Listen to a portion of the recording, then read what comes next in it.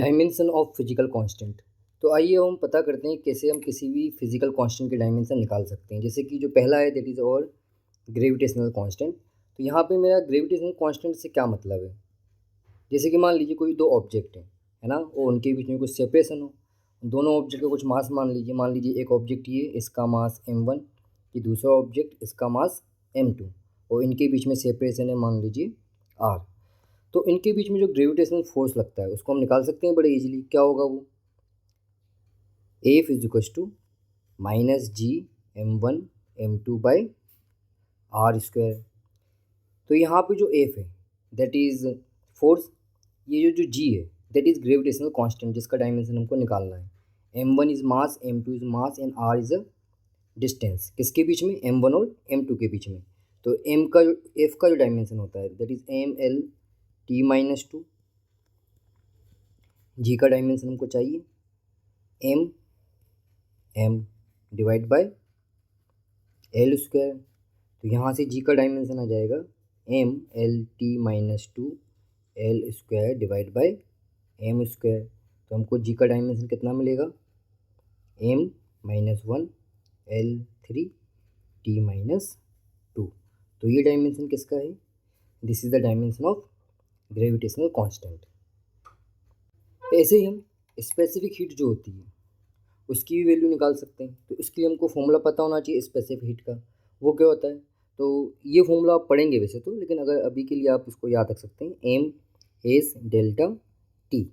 यहाँ पे जो एम है that is mass, delta T क्या है, टेम्परेचर डिफरेंस, और जो क्यू है दैट इज़ हीट। तो ये हमारी किस में होगी, जूल में। तो हमको फॉर्मूला तो पता है सभी का, तो सबसे पहले क्यू का लिखते हैं। क्यू क्या है, एनर्जी। एनर्जी क्या होता है, M L two T minus two equal to mass का कैपिटल एम, एस का तो हमको चाहिए, और टेम्परेचर का केल्विन या थीटा भी यूज़ कर सकते हैं आप। तो यहाँ से जो एस का डायमेंशन है वो क्या आ जाएगा, वो आएगा हमारा L square T minus to के माइनस वन। एम से एम तो चला जाएगा। तो ये डायमेंशन किसका आया, स्पेसिफिक हीट का।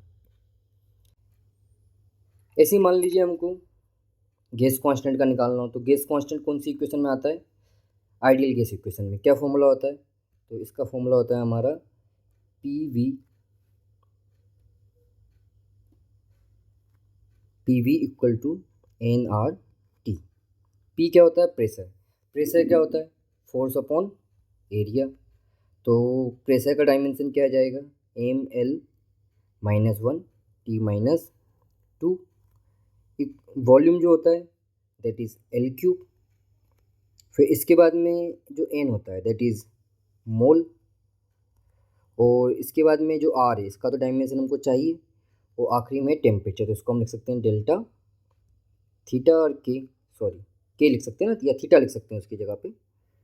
तो मैं बोल सकता हूँ यहाँ पे जो आर का डायमेंशन आएगा वो क्या आएगा, M L minus one T minus two L square divided by mole and kelvin.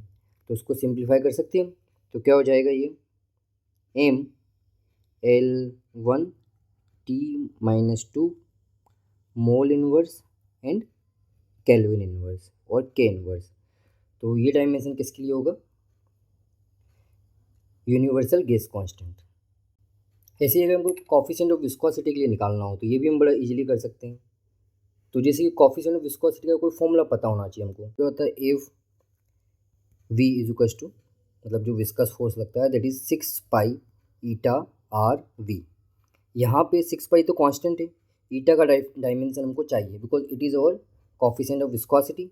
Are क्या है, रेडियस, और वी क्या है, वेलोसिटी ऑफ एन ऑब्जेक्ट, और एफ वी क्या है हमारा, फोर्स। तो फोर्स का डायमेंशन तो पता है M L T minus two. Eta का डायमेंशन निकालना है, आर का डायमेंशन एल और बी का dimension L T minus one. तो यहाँ से ईटा का डायमेंशन क्या आ जाएगा, M L minus one T minus 1। अगर हमको ऐसे ही प्लांक कांस्टेंट का डायमेंशनल फॉर्मूला निकालना हो तो वो भी काफ़ी आसान है। तो इसके लिए पता है हमको फॉर्मूला क्या होता है, energy E is equal to H mu. यहाँ पे जो एच है दैट इज प्लांक्स कांस्टेंट, जो वी है ये क्या है, म्यू है एक्चुअली, वी नहीं, म्यू क्या है फ्रिक्वेंसी, और ई क्या है एनर्जी। एनर्जी का डायमेंशन हमको पता है mL2T-2। एच का तो हमको चाहिए, और फ्रिक्वेंसी क्या होता है 1/टाइम, तो उसका आएगा T इनवर्स। तो हम एच का डायमेंशन यहाँ से लिख सकते हैं mL2T-1।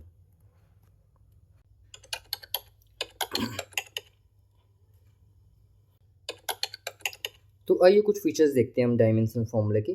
तो इसमें एक रूल है जो कि बड़ा सिंपल है ना, कि आप हमेशा दो एक जैसी क्वांटिटी को ही ऐड या सब्सट्रैक्ट कर सकते हैं। जैसे कि मैंने एग्जांपल के तौर पे यहाँ पे लिखा हुआ है कि अगर आपसे पूछा जाए कि 3 एप्पल प्लस 3 मैंगो कितने होंगे, तो आप हमेशा आंसर यही देंगे 3 एप्पल प्लस 3 मैंगो। कभी ये नहीं बोलेंगे 6 एप्पल या 6 मैंगो, क्योंकि ऐसा तो पॉसिबल ही नहीं है, ऐसा हो नहीं हो सकता ना, क्योंकि ये दोनों अलग अलग क्वान्टिटीज़ हैं। तो जब भी कभी हमको किसी भी क्वांटिटीज़ को ऐड करना होता है तो उसके लिए कंडीशन क्या होती है, जब भी कभी आपको किसी क्वांटिटी को ऐड करना हो तो वो कैसी होनी चाहिए, हमेशा सिमिलर क्वांटिटीज़ होना चाहिए। जैसे कि अब मैं आपसे पूछूं कि 3 एप्पल प्लस 2 एप्पल कितना होगा, तो आप क्विकली आंसर दे देंगे ना, इट्स 5 एप्पल। क्यों? क्योंकि दोनों क्या हैं, सिमिलर क्वांटिटीज़ हैं। तो ये जो मैं आपको बताऊँ इसको आपको याद रखना ना, हमको इसको फिजिक्स में बड़ा यूज़ करते हैं। जैसे कि मान लीजिए यहाँ पे लिखा हुआ है L प्लस ए, तो यहाँ पे अगर मान लीजिए एल आपकी जो एल की जो डायमेंशन हो वो क्या हो, लेंथ, तो स्वाभाविक सी बात है कि ए की डायमेंशन भी क्या होना चाहिए, लेंथ ही होना चाहिए, क्योंकि हम एक जैसे डायमेंशन को ऐड या सब्सट्रैक्ट कर सकते हैं। ऐसे ही मान लीजिए कहीं लिखा हो एफ माइनस बी, तो यहाँ पे जो एफ है अगर ये फोर्स है और आपसे पूछा जाए कि बी का डायमेंशन क्या होगा, तो बी का डायमेंशन भी क्या होना चाहिए, जो डायमेंशन फोर्स का है।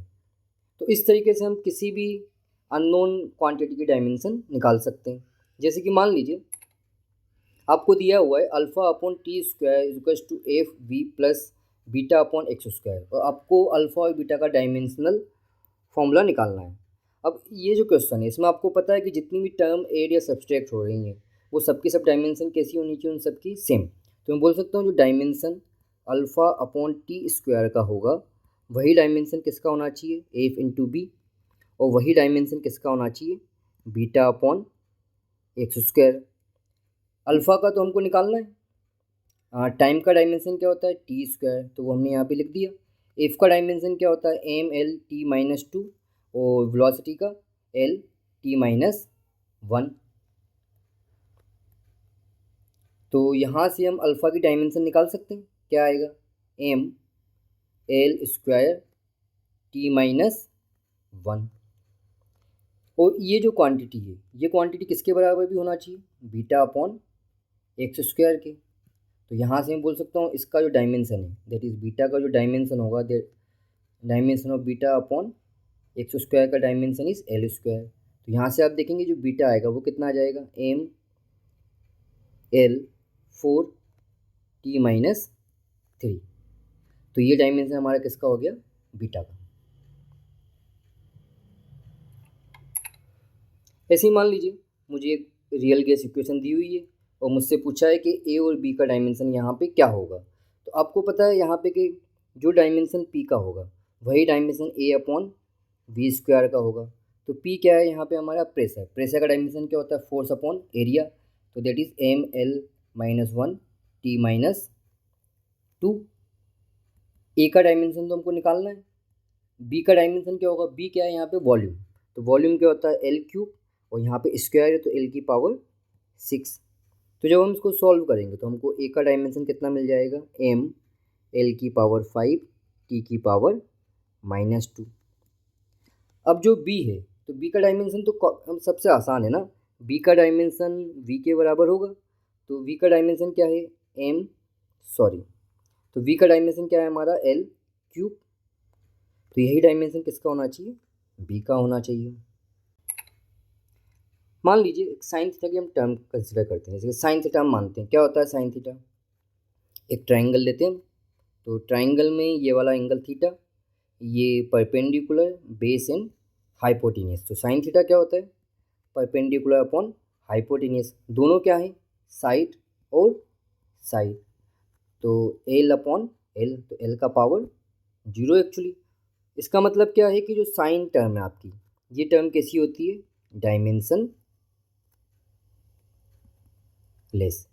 तो साइन टर्म की कोई डायमेंशन नहीं होती। वहीं हम बात करें साइन के अंदर जो थीटा आता है, ये भी हमारा क्या होता है? Dimensionless. जैसे कि मान लीजिए आपको दिया हुआ है alpha is equals to F upon V square sine beta T, और यहाँ पे आपको सब टर्म का मतलब दिया हुआ है और आपको क्या निकालना है? अल्फ़ा और बीटा की डायमेंशन निकालनी है। तो देखो अल्फ़ा की जो डायमेंशन होगी वो किसके बराबर होगी? वो वही डायमेंशन होगी जो फोर्स की डायमेंशन अपॉन वेलोसिटी के स्क्वायर की डायमेंशन होगी, क्योंकि साइन का तो कोई डायमेंशन होता नहीं है, अभी हमने देखा। तो एफ का डायमेंशन क्या होगा? M L T minus two, और वेलोसिटी का डायमेंशन क्या होगा? L T minus one. Square है तो L square T minus two. तो यहाँ से आपको क्या मिल जाएगा? M L minus one. ये डायमेंशन किसका आया? अल्फ़ा का। अब मुझे बीटा का डायमेंशन निकालना है। तो आपको पता है जो बीटा टी है वो पूरा का पूरा क्या होना चाहिए? डायमेंशन लेस होना चाहिए, उसका कोई डायमेंशन तो होता नहीं है। तो जो टी है इसका क्या होगा? Capital T. तो बीटा का डायमेंशन क्या होना चाहिए? 1/टी। ये कैसे आ सकता है? तो हम बोल सकते हैं कि बीटा का जो डायमेंशन टी वो यहाँ पे 1, तो बीटा का डायमेंशन कितना आ जाएगा? 1/टी। ऐसे ही मान लीजिए आपको दिया हुआ है alpha is equals to F V square upon beta square log E 2 pi beta upon B square. अब ये जो लॉग की टर्म होती है ना, इसके अंदर जो क्वांटिटी होती हैं वो भी क्या होती हैं? डायमेंशन लेस होती हैं। अब जैसे कि मान लीजिए आपको दिया हुआ है अल्फ़ा का जो डायमेंशन है वो किसके बराबर होना चाहिए? F V square by beta square. क्यों? क्योंकि आपका जो लॉग है उसका कोई डायमेंशन नहीं होगा। सिमिलरली जो लॉग के अंदर क्वांटिटी है, जैसे ऊपर लिखा हुआ है 2 पाई बीटा, तो इसका डायमेंशन किसके बराबर होना चाहिए? वी स्क्वायर के बराबर होना चाहिए। क्यों होना चाहिए इसका डायमेंशन इसके बराबर? क्योंकि ये जो क्वांटिटी अंदर लॉग के अंदर ये भी क्या होती है? Dimension less. तो यहाँ पे मैं बोल सकता हूँ कि 2 पाई तो कांस्टेंट है, तो बीटा की डायमेंशन क्या होगी? जो वेलोसिटी के स्क्वायर की डायमेंशन होगी वो क्या होती है? L square T minus two. Similarly मुझे अल्फ़ा की डायमेंशन निकालनी है, तो निकाल सकता हूँ इजीली। एफ का dimension M L T minus two, velocity का square L square T minus two upon beta का स्क्वायर। तो बीटा का स्क्वायर मतलब एल स्क्वायर टी स्क्वायर का स्क्वायर, तो वो क्या हो जाएगा? L power 4 T power minus 4। अब जब हम इसको सॉल्व करेंगे फर्दर तो हमको क्या मिल जाएगा? एम एल की पावर -1, टी की पावर तो 0 हो ही जाएगा, तो अल्फ़ा का जो डायमेंशन है वो क्या आ जाएगा? M L minus 1।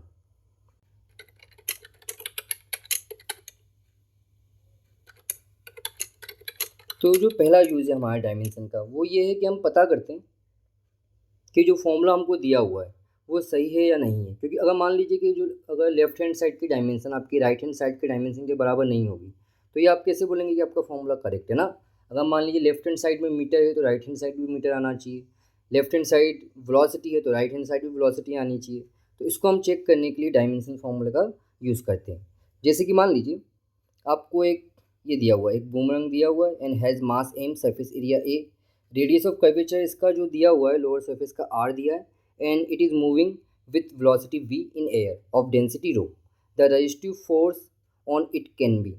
तो ये एक इंस्ट्रूमेंट होता है ना, इसको हम हवा में थ्रो करते हैं। जैसे कि ये देखिए, तो यहाँ पे एक ये बूमरंग है, इसको इस व्यक्ति ने थ्रो किया, तो जैसे ही थ्रो किया ये वापस घूम के इसी के पास आ जाएगा। तो इसी को हमको सॉल्व करना है। अब आपसे पूछा है कि इनमें से चारों में से कौन सा ऑप्शन सही होगा। तो बस आपको देखो यहाँ पे क्या बोला है? Resistive force.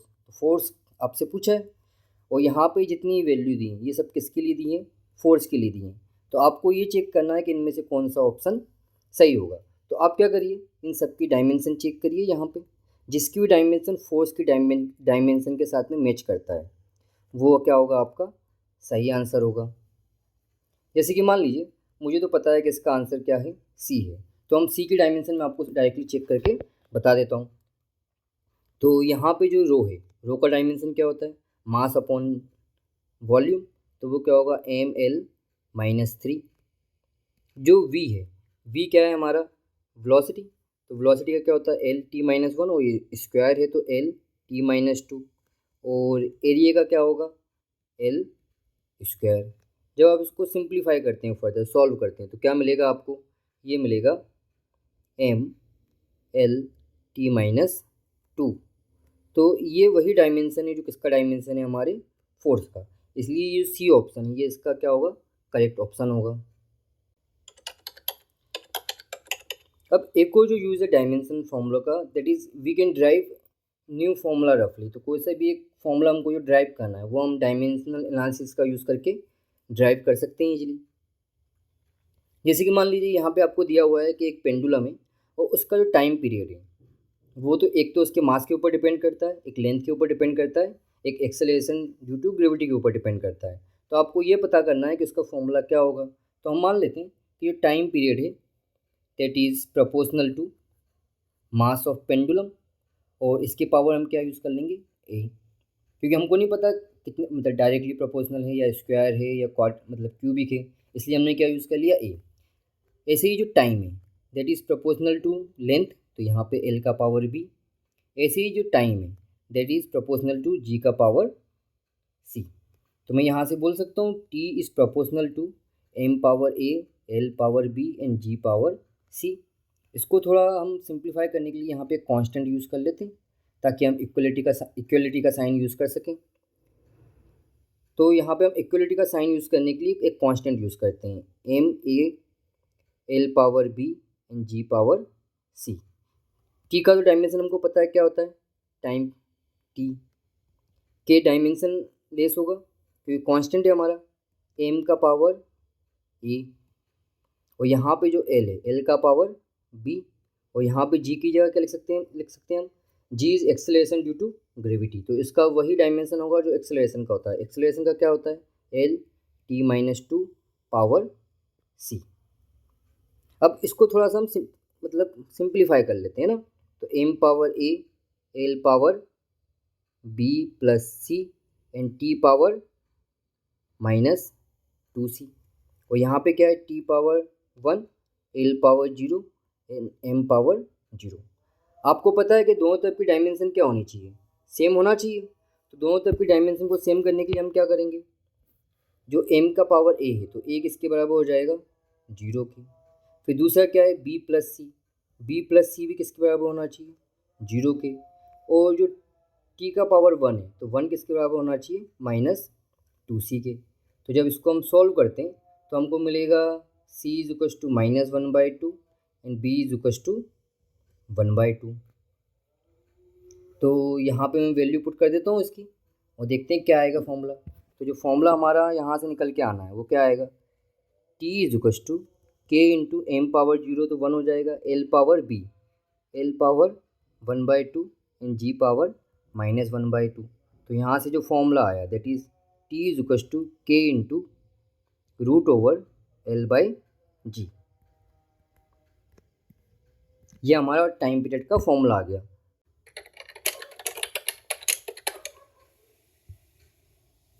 मान लीजिए आपको एक क्लोज ऑर्गन पाइप दिया है और आपसे पूछा है कि इसकी नेचुरल फ्रिक्वेंसी का फॉर्मूला क्या होगा, और आपको ये बताया हुआ है कि इसकी जो नेचुरल फ्रिक्वेंसी है वो किसके ऊपर डिपेंड करती है। एक तो वो डिपेंड करती है इस पाइप की लेंथ के ऊपर, दूसरा वो डिपेंड करती है प्रेशर ऑफ एयर, और तीसरा डिपेंड करती है डेंसिटी ऑफ एयर। तो मैं यहाँ से बोल सकता हूँ कि जो एफ है that is directly proportional to L power A, F is directly proportional to P power B and F is directly proportional to rho power C. तो यहाँ से तीनों फॉर्मूले को कंबाइन करके मैं लिख सकता हूँ F is directly proportional to L power A, P power B and rho power C. जब मुझे प्रोपोर्शनलिटी का साइन हटाना होता है तो हम क्या यूज़ करते हैं, उसकी जगह एक कांस्टेंट यूज़ कर लेते हैं और ये आ जाएगा L power A, P power B, row power सी। अब आपको पता है जो लेफ्ट हैंड साइड की डायमेंशन है वो किसके बराबर होनी चाहिए, राइट हैंड साइड की डायमेंशन के बराबर होना चाहिए। तो वो हम कैसे कर सकते हैं, तो मान लीजिए आपको यहाँ पे दिया हुआ है कि टाइम फ्रिक्वेंसी का डायमेंशन क्या होगा, दैट इज़ जो टाइम का इन्वर्स होता है। के का तो कोई डायमेंशन होगा नहीं, एल का डायमेंशन क्या होगा, एल का डायमेंशन तो एल ही होगा, एल का पावर ए। जो पी होता है pressure, that is M L minus one T minus two का पावर बी। और रो क्या होता है, मास अपॉन वॉल्यूम, तो M L minus three power C. तो यहाँ से सिंपली मैं बोल सकता हूँ टी का power minus one is equals to L की पावर ए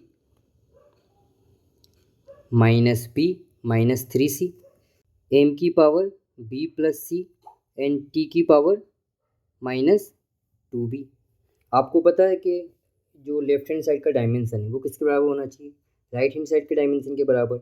आपको पता है लेफ्ट हैंड साइड जो है मास और लेंथ का तो कोई टर्म है ही नहीं, तो मैं बोल सकता हूँ A minus B minus three C equal to zero, B plus C equal to zero.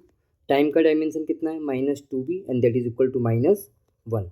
तो यहाँ से बी का वैल्यू आ गया वन बाई टू, तो यहाँ से सी का वैल्यू आ जाएगा माइनस वन बाई टू, तो यहाँ से ए का वैल्यू आ जाएगा माइनस वन।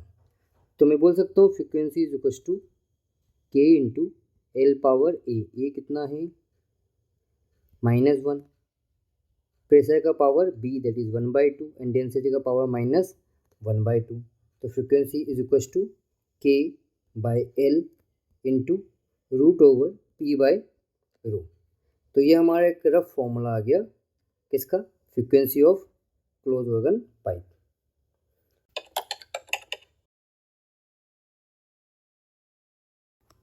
मान लीजिए आपसे बोला है कि if velocity v, force F and time t are chosen as fundamental quantities, express mass in term of v, F and t। तो यहाँ पे मैं मास का डायमेंशन लिख सकता हूँ कि मास जैसे कि हम पहले वेलोसिटी लिखते थे, एक्सेलरेशन लिखते थे mlt के टर्म में, ऐसे ही मैं यहाँ पे लिख देता हूँ मास को किसके टर्म में, F, v और t के टर्म में। तो लिख देता हूँ v का पावर a, F का पावर b और t का पावर c। अब आपको पता है कि दोनों टर्म कैसी होनी चाहिए, डायमेंशनली सेम होना चाहिए।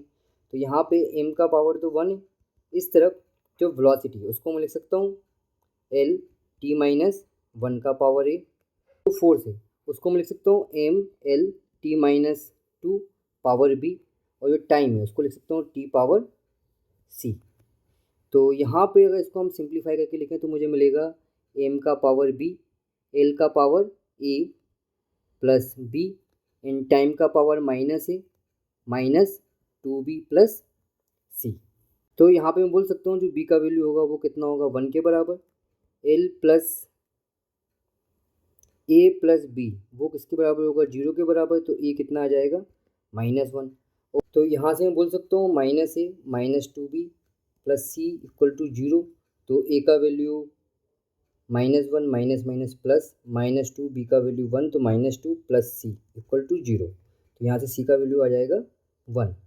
तो जो मास है उसका डायमेंशन क्या आएगा, v पावर ए का value minus one, F power B का value plus one and T power T का वैल्यू वन।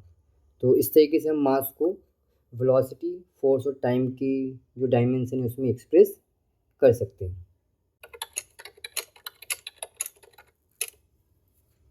अगर मान लीजिए किसी फिजिकल क्वांटिटी की आपको यूनिट निकालनी है तो वो भी हम डायमेंशन फॉर्मूले का यूज़ करके बड़े इजीली फाइंड आउट कर सकते हैं। जैसे कि मान लीजिए आपको पता है कि जो फोर्स है तो फोर्स का डायमेंशन क्या होता है, फोर्स का डायमेंशन होता है M L T minus to.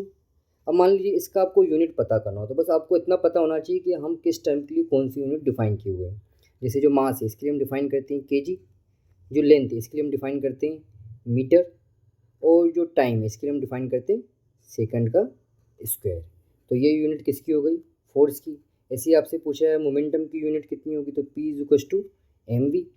आपको पता है कि मोमेंटम का डायमेंशन कितना होगा, M L T minus one. Mass को हम लिख सकते हैं केजी, लेंथ को लिख सकते हैं मीटर और टाइम को लिख सकते हैं सेकंड इनवर्स, तो वो क्या जाएगा यहाँ पे पर सेकंड। तो ये यूनिट किसकी होगी, आपकी मोमेंटम की। ऐसे हम किसी भी फिजिकल क्वांटिटी की यूनिट निकाल सकते हैं। So there are some limitation also for dimensional analysis. तो इसका पहला लिमिटेशन है वो क्या है कि dimensional analysis does not give information about the some number the dimensional constant. जैसे कि अभी हमने फॉर्मूला निकाला था T is equal to some constant into L/G, time period of pendulum. तो यहाँ पे जो के का वैल्यू है ये हमको डायमेंशनल एनालिसिस से नहीं मिलता है, इसको हमको फाइंड आउट करने के लिए क्या करना पड़ेगा, एक्सपेरिमेंटली हम इसको फाइंड आउट कर सकते हैं। और इसका जो एक्चुअल वैल्यू होता है वो क्या होता है, 2π। अब ये जो मेथड है ना ये तभी यूज़फुल है जब आपकी फिजिकल क्वांटिटी किस में हो, मल्टीप्लाई में हो। अगर वो एडिशन या सब्सट्रैक्शन में होती तो फिर आप उसके बारे में फॉर्मूला आपको ड्राइव करना है तो आप ड्राइव नहीं कर सकते। तो ये कब काम करेगा, जब आपको कोई फंक्शन हो जो कि हो x⁻a, y⁻b, z⁻c like this, तो वहाँ पे तो आप इजीली इसका यूज़ कर पाएंगे। बट जब भी कभी ऐसा हो कि आपको फंक्शन दिया हो जैसे कि f = ut plus half AT², अब इसमें क्या है कि दो फंक्शन जो हैं वो क्या है, एडिशन में है, तो इस टाइप के जो फॉर्मूले हैं वो कभी भी हम डायमेंशनल एनालिसिस से ड्राइव नहीं कर सकते।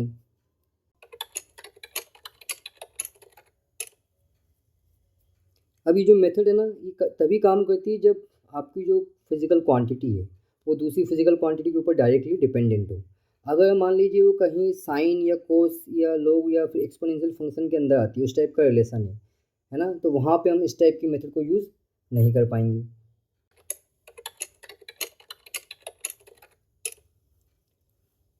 अब हम जब भी इस टाइप के डायमेंशन एनालिसिस को सॉल्व करते हैं तो जनरली हम क्या करते हैं कि 3 वेरिएबल लेते हैं और 3 ही इक्वेशन बनती है हमारी, 3 डिपेंडेंट क्वांटिटी होती हैं।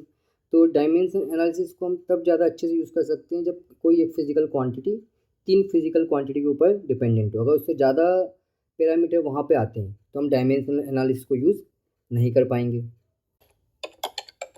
मान लीजिए आपको दिया हुआ है can pressure, density and velocity भी टेकन एज फंडामेंटल क्वांटिटी। अगर आपको पता करना हो, जैसे मैंने आपको अभी एक क्वेश्चन करवाया ना कि इसमें हम किसी भी क्वांटिटी को फंडामेंटल क्वांटिटी मान के दूसरी क्वांटिटी को निकाल सकते हैं, लेकिन क्या तो वो 3 जो क्वांटिटी हैं उन तीनों को फंडामेंटल माना जाए या ना माना जाए, तो उसकी कंडीशन क्या होती है कि तीनों एक दूसरे से इंडिपेंडेंट होना चाहिए। अब जो जैसे आपको यहाँ पे दिया हुआ है कि प्रेशर, डेंसिटी और वेलोसिटी, हमको ये पता करना है कि ये जो क्वांटिटी फंडामेंटल क्वांटिटी इनको ले सकते हैं या नहीं। तो पहले हम क्या करते हैं, पी का डायमेंशन लिखते हैं, वो क्या होता है m l-1 t-2। फिर डेंसिटी का डायमेंशन लिखते हैं, वो क्या होता है m l3। फिर लिखते हैं वेलोसिटी का डायमेंशन, वो क्या होता है l t-1। मैं क्या करता हूँ, इन तीनों की पावर को डिटर्मिनेंट के अंदर लिख देता हूँ। तो 1 -1 -2, m का पावर 1 -3 एंड 0 0 1 एंड -1। तो अगर यहाँ पे हम डिटर्मिनेंट ओपन करते हैं तो आपको पता है कैसे डिटर्मिनेंट ओपन करते हैं, मैंने आपको वेक्टर चैप्टर में इसको बताया था। तो यहाँ पे 1 लीजिए, तो 1 को लिखा हमने इनटू इन दोनों का मल्टीप्लाई माइनस इन दोनों का मल्टीप्लाई, तो -3 -1 इज 3 -0। फिर हम दूसरे टर्म को ओपन करते हैं तो उसको हम ओपन करते हैं माइनस के साथ में, एक माइनस पहले से, तो माइनस माइनस हो जाएगा +1 इंटू इन दोनों का मल्टीप्लाई 1 इंटू -1 इज -1 -0 प्लस, अब इसको ओपन करेंगे लास्ट वाली दैट इज -2 इंटू इन दोनों का मल्टीप्लाई को माइनस करना है इन दोनों के मल्टीप्लाई में से, तो 1 -0। जब इसको हम सॉल्व करते हैं 3 -1 -2 = 0। तो जब भी कभी आपका डिटर्मिनेंट 0 आ जाए तो उस केस में हम बोल सकते हैं कि तीनों की तीनों क्वांटिटी ये एक दूसरे के ऊपर क्या है, डिपेंडेंट है। अगर ये डिटर्मिनेंट नॉट इक्वल टू 0 आता तो तीनों क्वांटिटी एक दूसरे के ऊपर इंडिपेंडेंट होती और वहाँ पे हम इन तीनों को फंडामेंटल क्वांटिटी ले सकते थे। तो क्योंकि इसके डिटर्मिनेंट का जो वैल्यू है वो 0 है, इसलिए हम इसको फंडामेंटल क्वांटिटी नहीं ले सकते। वहीं अगर इसका डिटर्मिनेंट का जो वैल्यू है वो नॉट इक्वल टू 0 आता तो तीनों क्वांटिटी को हम ये बोल सकते थे कि तीनों क्वांटिटी एक दूसरे से इंडिपेंडेंट है और तीनों क्वांटिटी को हम फंडामेंटल क्वांटिटी ले सकते हैं।